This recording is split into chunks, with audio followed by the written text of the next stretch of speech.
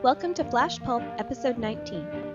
Tonight's story, Eventide, Part 1 of 1. This episode is brought to you by opopanax.wordpress.com. Come for the art, but stay for the, art. That's opopanax.wordpress.com.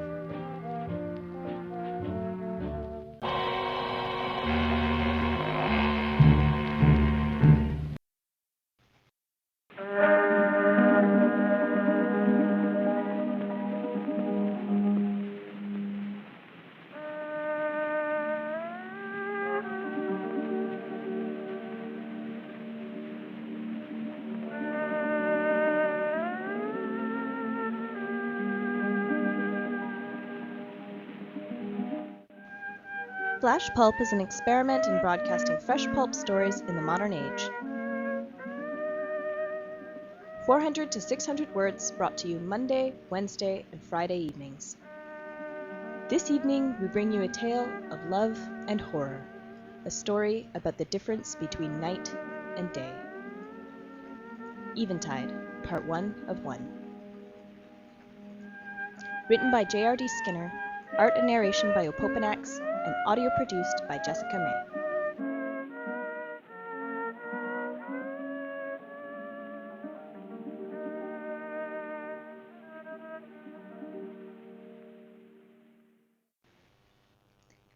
May 16th. Ellis flipped off the monitor and stood, his kneecaps popping, the office chair he'd been using wandering into a trajectory dangerous to the cat. Mittens J. Nelson dodged the furniture, and after a reproachful glare at his inattentive master, padded from the room. Rubbing an eye, Ellis began collecting up the detritus of his day, a stack of empty soda cans, half a plate of pasta left from supper, some McDonald's wrappers from lunch. Tossing what he could, he slid through the apartment in the dark, bouncing off the recliner and entering the kitchen to deposit his dishes. There was a note on the counter. Hope your reports are finally done. If they are, why aren't you in bed with me already? The coffee maker is set to go for the morning. I thought you might need it. Miss and love you, XOX, Monica. He smiled, flipped off the light, and again walked into the darkness, this time towards the bedroom. As he slid between the cool sheets, Monica rustled. Love you, she said. Love you too, Ellis whispered, settling his limbs amongst her familiar contours. Love you, she repeated, and he realized her words were likely echoing from some deep dream. Love you too, he repeated, once again smiling.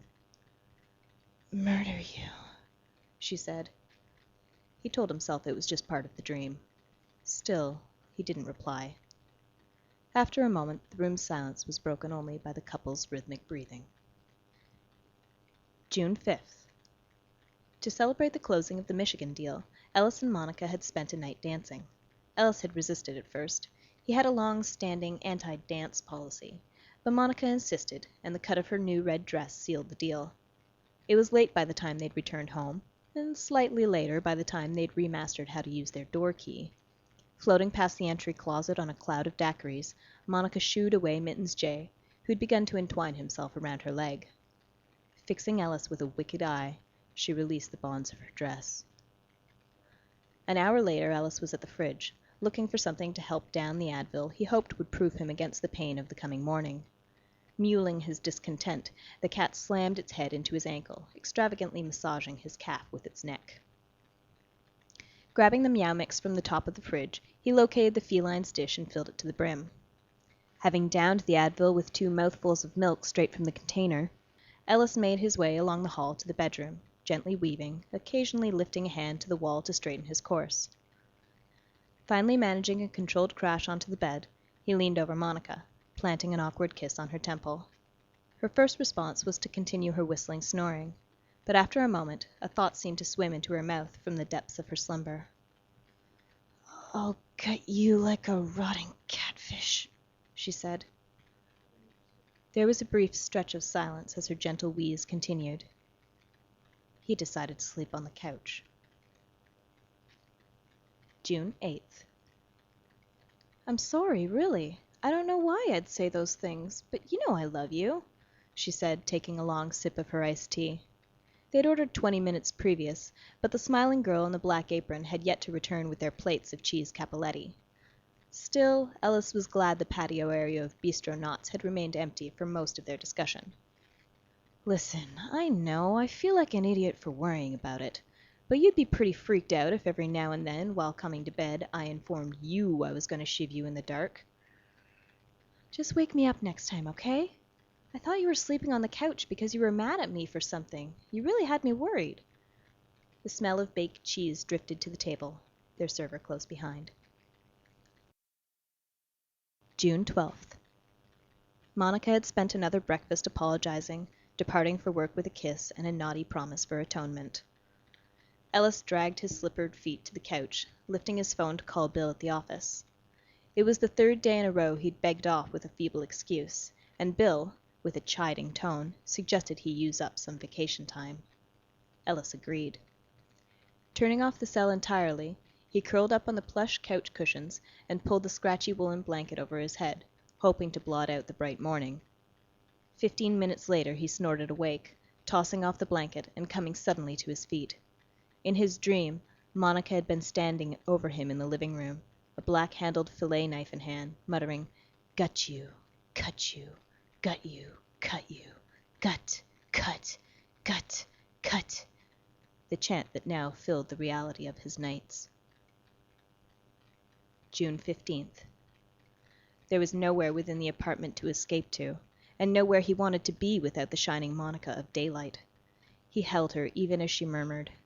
He'd tried the couch, earplugs, falling asleep to music. The unknown had only pushed slumber further away. In the shadowed bedroom he could see no horizon, no time before this period of endless fatigue, and certainly no end to it. He shook her awake. "What?" she asked, her puffy face coming off her pillow. "You were talking again," he replied, the relief of hearing reason from her mouth nearly bringing him to tears. "Jesus, Ellis, it's—" she fumbled for the clock. 4 a.m. I've actually got to work in the morning, you know." She rolled over. June 17th.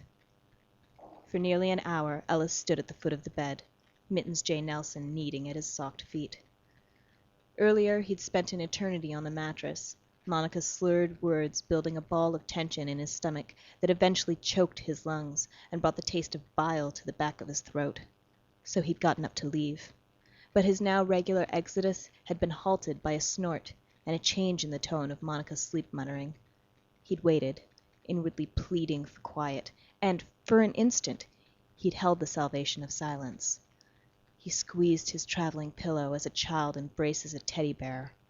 There was a grunting snore, and the spell was broken. A croaking toad's tone drifted from the bed. "Gonna rip you open, Ellis. Gonna mash your insides between my fingers like ripe bananas." It was too much for the fear and frustration rattling around in his sleep-starved brain. Seeing no escape, he'd frozen for that long hour, joined only by the cat. Finally, a new idea took root, fertile in the muck of his brain's fetid exhaustion. Kicking away Mittens J., he adjusted his grip on the pillow. He began to shuffle towards the bed.